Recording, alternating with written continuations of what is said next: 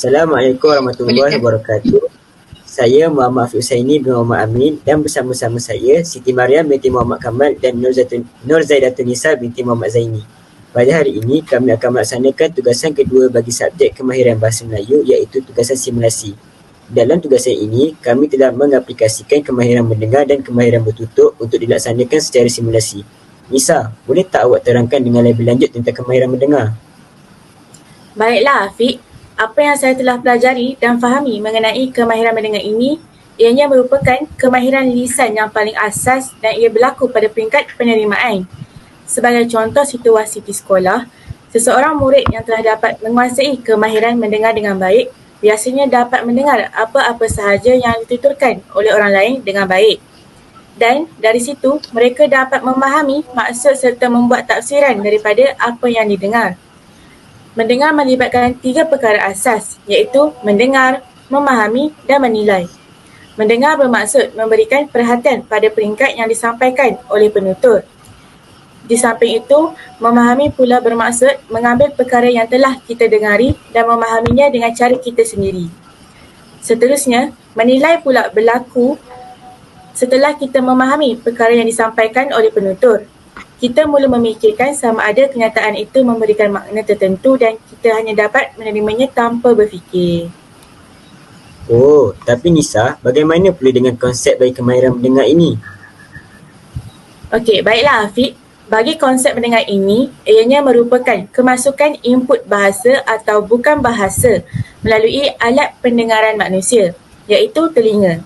Kemasukan input bahasa yang berupa penyerapan makna ayat dan ucaran seterusnya dilakukan oleh otak untuk diproses.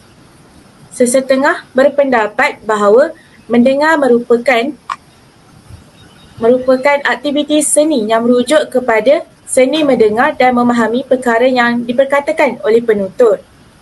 Konsep mendengar juga merujuk kepada aktiviti memberikan tumpuan kepada sesuatu yang sampai ke telinga, memberikan tindak balas secara teratur dan memberikan gerak balas terhadap bunyi. Terdapat beberapa konsep penting bagi pendengaran ini. Pendengaran ini merupakan gabungan daripada segala yang didengar, difaham dan diingat. Pendengaran berlaku melalui latihan-latihan khas yang dilakukan secara berperingkat. Manakala, kemahiran mendengar ini melibatkan individu banyak mendengar melalui pengalaman daripada kecerdasan otaknya. Akhir sekali, proses pendengaran dipengaruhi daripada aspek fizikal, psikologi dan neurologi. Nisa, setahu saya kemahiran ini mempunyai 3 peringkat. Bolehkah awak terangkan dengan lebih lanjut? Ya, betul Mariam. Kemahiran mendengar ini mempunyai 3 peringkat, iaitu peringkat awal, peringkat pertengahan dan peringkat maju. Pada peringkat awal, kemahiran mendengar ini pelajar akan diajar untuk mengecam, mengajuk dan memilih bunyi. Mereka juga diajar untuk mendengar dan mengecam makna perkataan, rangkai kata dan ayat-ayat dalam petikan. Seterusnya, pada peringkat kedua atau peringkat pertengahan ini, kemahiran mendengar bagi pelajar didedahkan untuk mengecam dan mengingat fakta dan butiran secara tepat dan terperinci. Pelajar juga diajar untuk mengenal informasi spesifik atau maklumat khusus. Akhir sekali iaitu peringkat ketiga pula ialah peringkat maju dalam kemahiran mendengar. Pada peringkat ini, pelajar dilatih untuk mengenal isi-isi penting. Sebagai contoh, dalam sebuah karangan, guru akan mengajar bagaimana untuk mencari isi-isi utama dalam karangan tersebut. Pelajar akan dapat mengenal peranan dan perhubungan orang yang bercakap serta mentafsir maksud yang telah disampaikan. Saya rasa setakat itu sahaja bagi kemahiran mendengar. Dan saya juga tertanya, apakah itu kemahiran bertutur? Boleh saudari Afiq terangkan? Boleh Nisa. Kemahiran bertutur merupakan satu cara berkomunikasi yang kompleks dan melibatkan proses mental yang menggerakkan alat pertuturan untuk mengeluarkan bunyi bahasa yang bermakna. Bertutur ialah kegiatan melafazkan bunyi-bunyi yang dilahirkan daripada alat-alat sebutan atau dikenali juga sebagai artikulator. Kemahiran bertutur diajarkan untuk membolehkan murid bertutur dan mengeluarkan buah fikiran dengan menggunakan bahasa yang sesuai dalam pelbagai keadaan perhubungan seperti perbualan dengan rakan-rakan, guru, ibu bapa serta dalam aktiviti perbahasan dan syarahan. Dalam menguasai kemahiran tersebut, guru haruslah memastikan murid boleh bertutur dalam bahasa Melayu dengan betul dari segi sebutan, intonasi serta menggunakan perkataan dan ayat dengan tepat. Terdapat 3 peringkat kemahiran bertutur. Yang pertama adalah peringkat awal. Antara aktiviti-aktiviti dalam peringkat awal ialah melafazkan pengucapan bertatatu sila dan mengajuk perkataan dan ayat-ayat yang didengar. Seterusnya, menyoal untuk mendapatkan maklumat dan membuat teguran atau kenyataan mengenai situasi. Selain itu, menyoal soalan-soalan mudah berdasarkan situasi tertentu dan bertindak terhadap soalan-soalan mudah. Seterusnya adalah peringkat pertengahan. Antara aktivitinya ialah membuat deskripsi tentang objek atau gambar dan bercerita berdasarkan satu siri gambar atau gambar bersiri. Selain itu, aktiviti mendeskripsi pengalaman atau sesuatu peristiwa dan memberi ucapan pendek dan mudah. Bagi peringkat seterusnya dalam kemahiran bertutur ialah peringkat maju. Aktiviti-aktiviti dalam peringkat ini ialah mendeskripsikan sesuatu peristiwa, objek, permainan dan sebagainya. Selain itu, bercerita dengan menggunakan alat pandang atau tanpa menggunakannya dan mengambil bahagian dalam drama atau lakonan. Wah, sungguh menarik perkongsian Afiq sebentar tadi. Tapi bolehkah Mariam terangkan sedikit mengenai kemahiran mengenal pasti idea? Boleh, Lisa. Kemahiran mengenal pasti idea bermaksud kemahiran untuk mengenal pasti sesuatu perkara yang penting dalam sesebuah ayat atau karangan serta topik yang dibincangkan yang juga turut dikenali sebagai idea utama.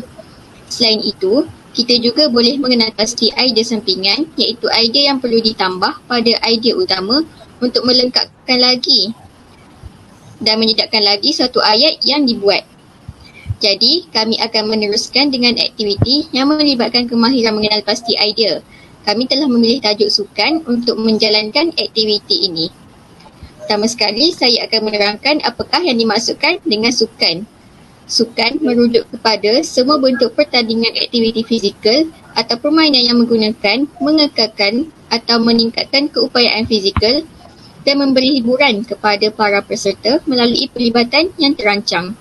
Beratus-ratus sukan wujud, daripada sukan yang memerlukan hanya 2 peserta hingga ke sukan yang mempunyai beratus-ratus peserta pada suatu masa, sama ada dalam pasukan atau bertanding sebagai individu. Sukan pada amnya diiktiraf sebagai aktiviti-aktiviti yang berasaskan kemahiran keolahragaan fizikal atau kemahiran ketangkasan fizikal dengan pertandingan utama terbesar seperti sukan Olimpik. Majlis Eropah pula mengkategorikan sukan sebagai aktiviti tanpa unsur fizikal sebagai sukan. Walau bagaimanapun, beberapa aktiviti yang berdaya saing tetapi bukan fizikal turut diberikan pengiktirafan sebagai sukan minda seperti sukan jantung. Afiq, tak silap saya, terdapat banyak jenis sukan yang terdapat dalam dunia ini.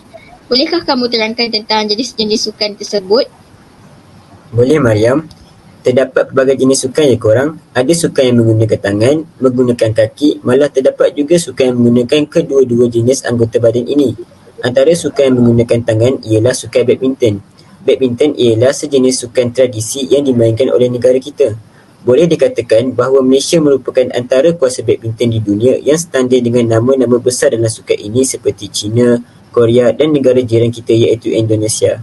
Sukan ini memiliki 5 kategori iaitu perseorangan lelaki, perseorangan perempuan, bergu lelaki, bergu perempuan dan bergu campuran. Cara untuk menang dalam sukan ini ialah siapa yang terlebih dahulu mencapai mata yang ke-21 dikira sebagai pemenang. Terdapat 2 set bagi setiap perlawanan dan ianya akan melanjutkan ke set ketiga jika kedua-dua belah pihak sama-sama memenangi setiap satu set. Korang nak tahu tak, sukan badminton ini telah banyak mengharumkan nama negara di pesada dunia sejak dahulu lagi. Negara kita telah memenangi pelbagai kejohanan yang berprestij seperti Piala Thomas, emas di sukan SEA, emas di sukan Asia dan mendapat beberapa pingat perak dalam sukan Olimpik. Antara beberapa nama besar dalam sukan badminton ialah Datuk Wirari Chong Wei, adik-beradik Sidek dan pemain perseorangan lelaki negara yang sekarang menduduki kedudukan ketiga dalam carta pemain perseorangan lelaki dunia iaitu Li Zijia. Bagi sukan yang menggunakan kaki pula, sudah semestinya di fikiran kita akan terbayang sukan bola sepak. Bola sepak adalah merupakan sukan yang paling digemari di negara kita dan juga dunia. Oleh itu, tidak heranlah sukan bola sepak mempunyai peminat yang ramai tidak kira muda atau tua. Sukan ini dimainkan oleh 11 orang pemain bagi setiap pasukan. Terdapat beberapa posisi yang digunakan dalam sukan ini iaitu penjaga gol, pemain pertahanan, pemain tengah dan juga penyerang. Permainan ini dimainkan selama 90 minit namun mempunyai separuh masa pertama dan kedua pada setiap 45 minit. Pasukan mana yang menjaringkan lebih banyak gol akan dikira sebagai pemenang. Di Malaysia, kita mempunyai liga yang dipanggil sebagai Liga Super yang kini merupakan antara liga yang terbaik di Asia. Pasukan Johor Darul Takzim atau lebih sinonim digelar dengan JDT merupakan pasukan yang paling banyak memenangi Liga Super. Malah, mereka telah menjuarai AFC Cup dan turut layak ke peringkat kalah mati di dalam kejohanan terbesar Asia iaitu AFC Champions League. Antara nama besar dalam sukan bola sepak di negara kita ialah Arwah Muhtar Dahari yang merupakan penjaring terbanyak pasukan kebangsaan. Malah nama beliau turut tersenarai dalam antara penjaring terbanyak dalam pasukan kebangsaan sebaris dengan nama besar yang lain seperti Cristiano Ronaldo dan Lionel Messi. Tambahan lagi, beliau pernah diberi tawaran untuk bermain bagi pasukan terbaik di dunia iaitu Real Madrid yang merupakan pasukan dari Liga Spanyol. Namun, beliau menolaknya dengan alasan mahu kekal bermain dengan pasukannya iaitu Selangor FA.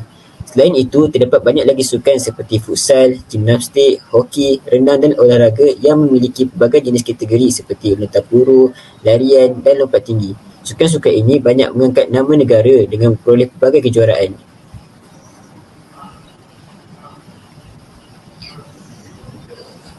Seterusnya, baiklah sekarang kami akan meneruskan dengan aktiviti kemahiran mengenal pasti idea.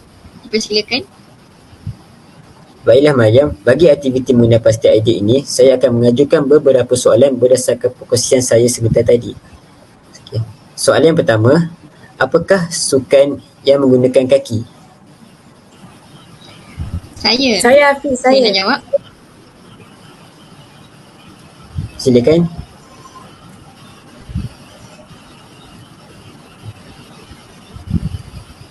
Okey, silakan Mariam.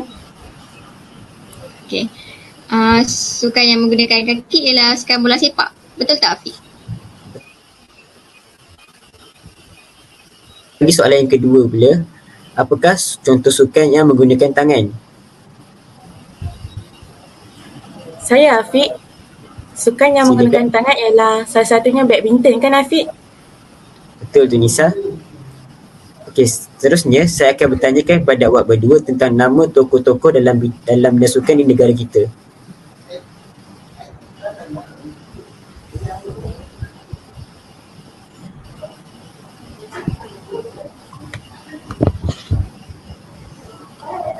Okey, yang pertama ni, beliau merupakan legenda badminton di dunia. Siapakah beliau? Saya nak teka. Silakan. Nama beliau Datuk Wira Lee Chong Wei yang merupakan pemain badminton Malaysia. Betul tu Mariam. Okey, gambar seterusnya. Okey, beliau merupakan penjaring terbanyak pasukan kebangsaan. Siapakah beliau? Saya Afiq. Silakan Zaidatul. Nisa, maaf saya. Nama beliau ialah Datuk Muhammad Muhtar bin Dahari. Betul tak Afiq? Betul tu Nisa.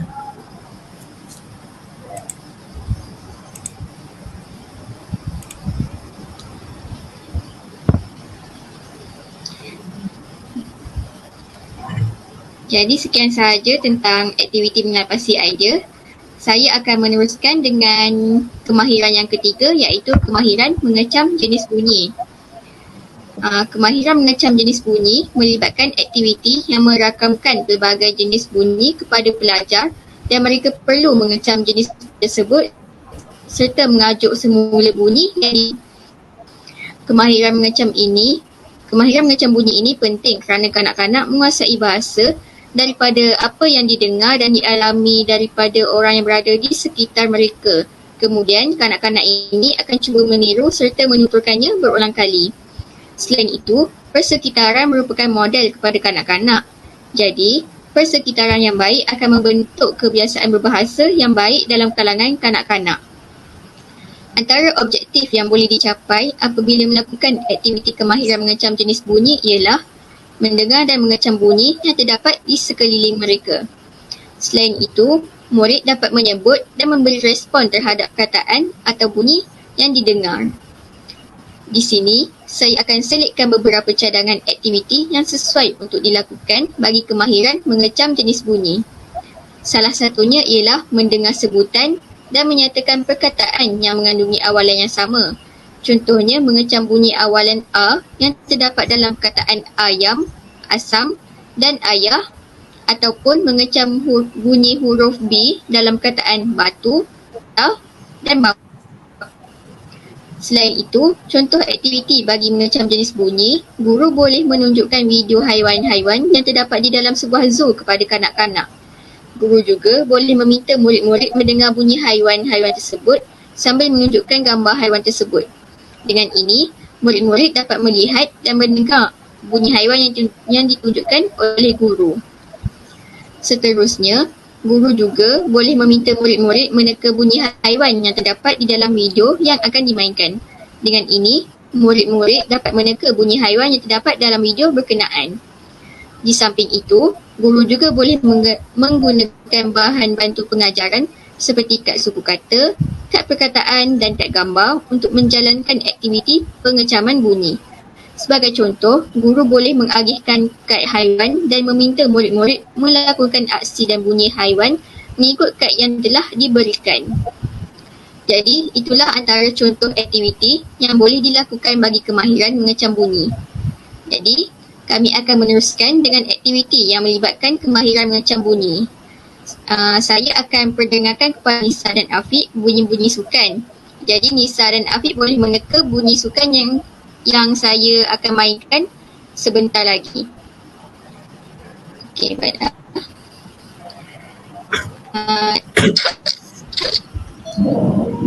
Bunyi sukan yang pertama. Sekejap ya. Okey, ini merupakan bunyi sukan yang pertama.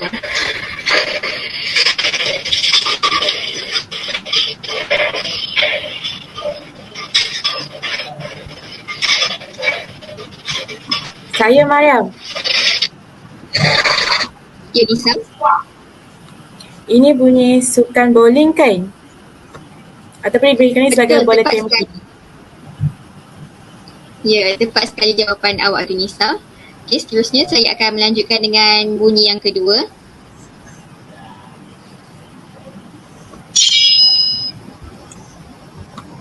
Saya nak jawab. Okey, dipersilakan Afiq. Tak silap saya rasanya ini sukan lawan pedang kan Mariam? Betul tu Afiq, bunyi yang kedua ini merupakan bunyi sukan lawan pedang. Okey, seterusnya saya akan perdengarkan bunyi sukan yang terakhir.